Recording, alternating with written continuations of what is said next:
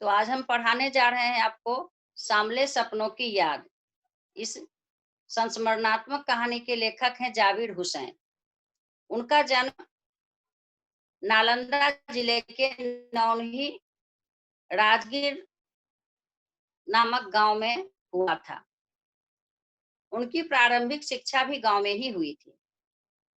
आइए जानते हैं कि इस कहानी में इन्होंने क्या लिखा है। तो सबसे पहले हम शीर्षक से चलते हैं। सांवले सपनों की याद शीर्षक का नाम है। तो सांवला सांवला रंग के अर्थ में लिया जाता है। जो लोग न ज्यादा गोरा होते हैं न काला होते हैं, उन्हें सांवला कहा जाता है। लेकिन यहाँ सांवला को दुख के अर्थ में लिया गया है। जब हमारी मन की दशा जैसी होती है तो उसको हम कभी कभी रंग से जोड़ते हैं। जब मन ज्यादा खुश होता है तो क्या कहते हैं हम कि मन हरा हो गया। उसी तरह से जब दुखी होते हैं या मुरझाए से रहते हैं तो क्या कहा जाता है कि सांवला यानी मलिन। कभी कभी सुनते होंगे किन्हीं के मुख से कि उसका चेहरा इन दिनों कुछ मलिन लग रहा है। इसका मतलब होता है कि उनके अंतर मन की हालत जो होती है सो कुछ दुखी होता है। तो वही यहाँ कह रहे हैं जावेद हुसैन कि सांवले सपनों की याद, यानी जिसकी स्मृति में इन्होंने यह कहानी लिखी है वह दुख भरी घटनाओं से शुरू होता है। इस कहानी के पात्र हैं सालिम अली। सालिम अली पक्षियों के बारे में जानने का शौक रखते थे, इसलिए उन्हें बर्ड वाचर भी कहा जाता था। कहा जाता है कि वे अपना सारा जीवन पक्षी विज्ञान को ही समर्पित कर दिए थे। उनका जन्म 1896 में और मृत्यु 1987 ईस्वी में हुआ था। कहानी यहाँ से शुरू होती है। लिखते हैं लेखक कि सुनहरे परिंदों के खूबसूरत पंखों पर सवार सांवले सपनों का एक हुजूम मौत की खामोश वादी की तरह अग्रसर है। कोई रोक टोक सके कहाँ संभव है। सालिम अली की मृत्यु हो चुकी है, उनकी शव यात्रा निकली है। उसी के समय का यह वर्णन है। कहते हैं कि हमारी हमारे सपनों की याद जो है सो यह एक हुजूम के साथ यानी एक समूह के साथ खामोश जा रही है। कहाँ जा रही है? तो मौत की तरफ जा रही है, जिसे कोई रोक टोक नहीं सकता है। सभी खामोश हैं। इस हुजूम में आगे आगे चल रहे हैं सालिम अली। प्रायः ऐसा होता है, जिनकी मृत्यु होती है उनका पार्थिव शरीर आगे आगे चलता है। वैसा ही कहानी के पात्र के साथ भी हो रहा था। उसके बाद कहते हैं कि भीड़ भाड़ की जिंदगी और तनाव के माहौल से सालिम अली का यह आखिरी पलायन है। जब तक लोग जिंदा रहते हैं तब तक भीड़ भाड़ की जिंदगी होती है। कभी तनाव भी आते हैं जिंदगी में, लेकिन अब जो है सो सालिम अली बिल्कुल निश्चिंत हैं। उनका यह आखिरी पलायन है। पलायन मतलब होता है भागना, लेकिन यहाँ यात्रा के अर्थ में लिया जाएगा कि उनकी यह अंतिम यात्रा है। अब तो वो उस वन पक्षी की तरह प्रकृति में विलीन हो रहे हैं, जो जिंदगी का आखिरी गीत गाने के बाद मौत की गोद में जा बसा हो। क्या कह रहे हैं कि वे उस वन पक्षी के तरह ही विलीन हो रहे हैं, जो कि अंतिम बार बोलता है और उसके बाद उसकी गीत जो है, उसकी बोली जो है समाप्त हो जाती है।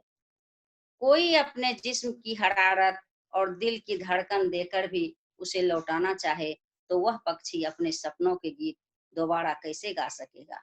कहता है कि जिसकी मृत्यु हो चुकी है उसे अगर कोई चाहे कि हम अपने दिल की धड़कन दे करके उसकी जिंदगी को लौटा लें तो यह संभव नहीं है। वही कहते हैं लेखक कि मुझे भी नहीं लगता कोई इस सोए हुए पक्षी को जगाना चाहेगा। वर्षों पूर्व खुद सालिम अली ने कहा था कि लोग पक्षियों को आदमी की नजर से देखना चाहते हैं। यह उनकी भूल है।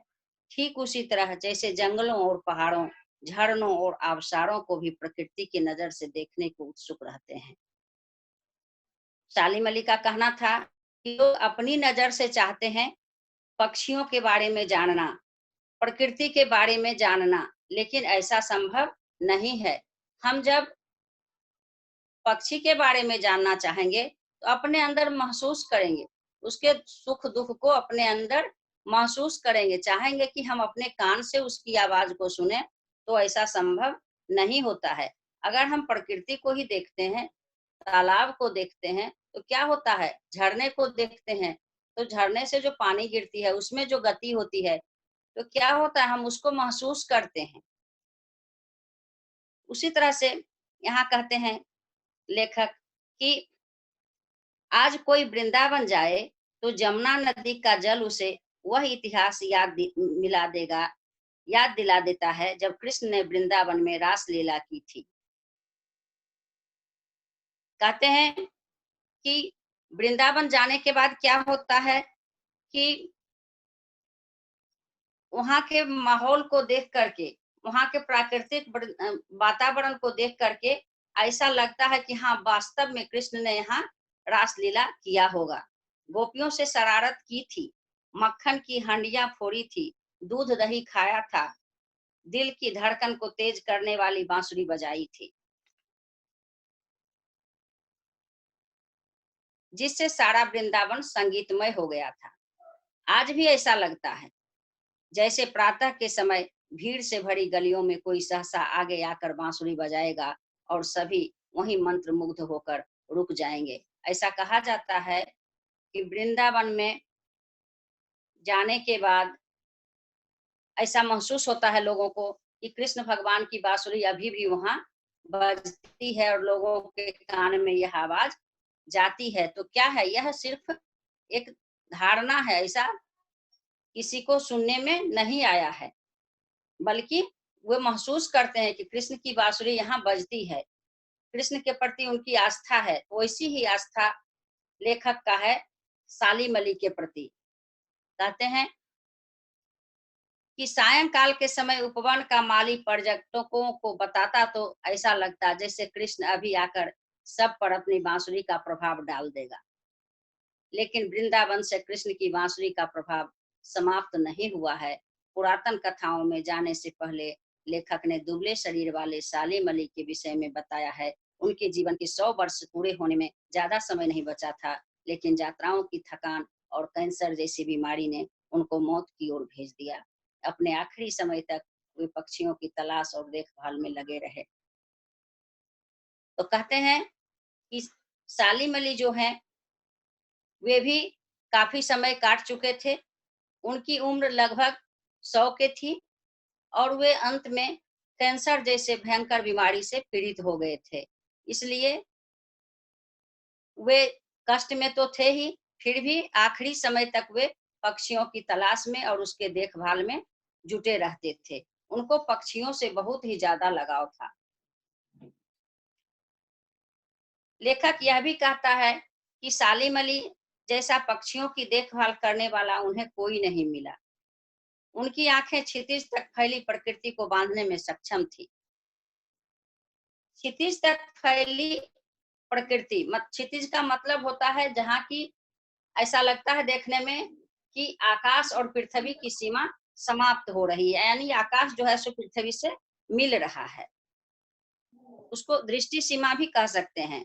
तो वही कहता है लेखक कि कोई नहीं मिला, उनकी आंखें क्षितिज तक फैली प्रकृति को बांधने में सक्षम थी। यानी जहां तक उनको दिखाई देता था वहां तक वे देखते थे। वे प्रकृति के प्रभाव में ना आकर प्रकृति को अपने प्रभाव में लाने वाले व्यक्ति थे। कहता है कि वे प्रकृति के प्रभाव में नहीं आते थे, बल्कि प्रकृति को ही अपने प्रभाव में ले आते थे। वे प्रकृति के रहस्यों से भरी दुनिया को देखते थे। इस दुनिया को बनाने में उन्होंने बड़ी कड़ी मेहनत की। इसके निर्माण में उनकी स्कूल की सहपाठी और जीवन साथी तहमीना ने बहुत सहायता की।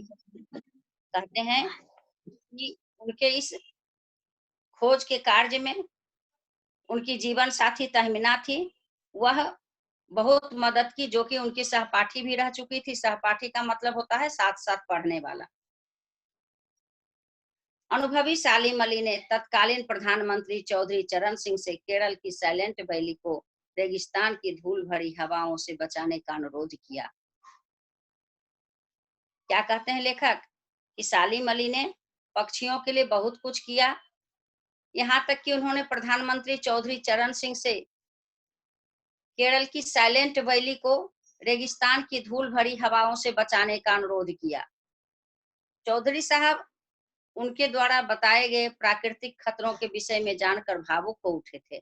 सालिम अली ने जो प्राकृतिक खतरा के बारे में चरण सिंह को बताया, उसे सुन करके वो भावुक हो गए। लेखक के अनुसार अब वे दोनों ही दुनिया में नहीं रहे हैं। चौधरी चरण सिंह भी दुनिया में नहीं रहे और सालिम अली भी अब इस दुनिया में नहीं रहे हैं। तो कौन ऐसा है जो नए भारत के निर्माण का संकल्प लेगा और दुर्गम एवं बर्फ से युक्त स्थानों पर रहने वाले पक्षियों को बचाने का प्रयास करेगा।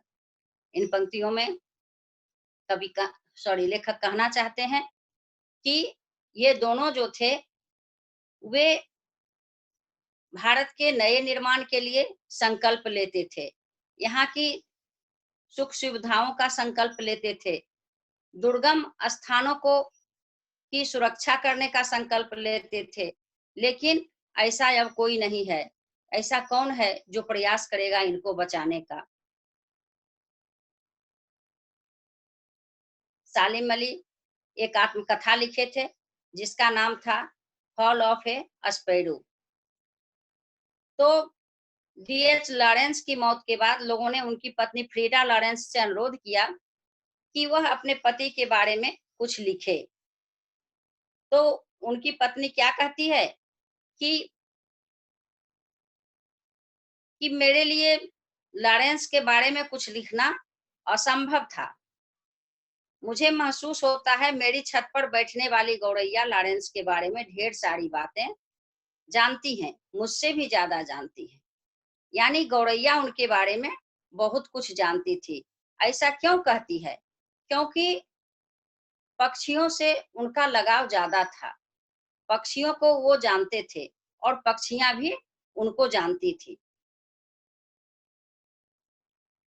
एक बार की बात है कि सालिम अली के एयरगन से एक नीले रंग की गौरैया जो थी वह घायल हो गई थी। तभी से इनको पक्षी से प्रेम हो गया था। इनके गन से जो गौरैया आहत हुई, सो इनके मन में दर्द उभर आया और उसी समय से ये पक्षी प्रेमी बन गए। इनके जीवन की यह एक मुख्य घटना है। आइए अब जानते हैं कि इनकी आत्मकथा जो ये इन्होंने लिखा था उसका नाम तो मैं बता ही चुकी हूँ, फॉल ए स्पैरो।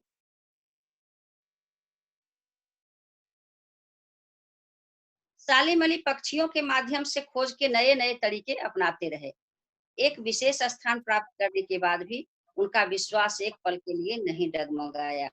वे प्राकृतिक सौंदर्य से युक्त जीवन का प्रतिबिंब थे। आखिर में लेखक बताता है कि सालिम अली का प्रकृति अनुभव अथाह सागर के समान था।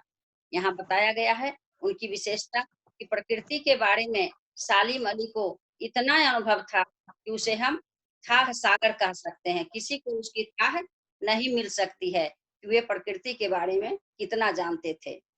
उनको जानने वाले लोग यही सोच रहे थे कि सालिम अली अंतिम यात्रा पर न जाकर पक्षियों की खोज में जा रहे हैं।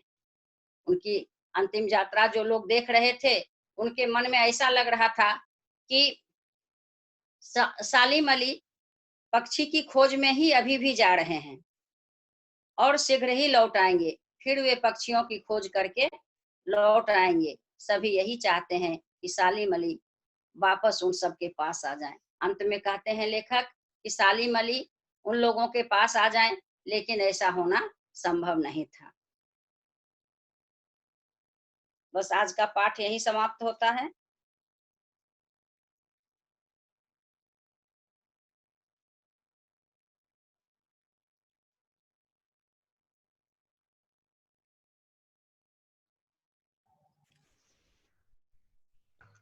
किसी को कोई डाउट है तो पूछ लो।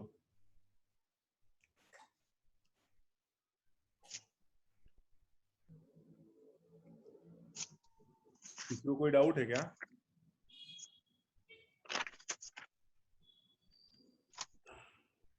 क्लास एंड कर रहे हैं। Thank you ma'am.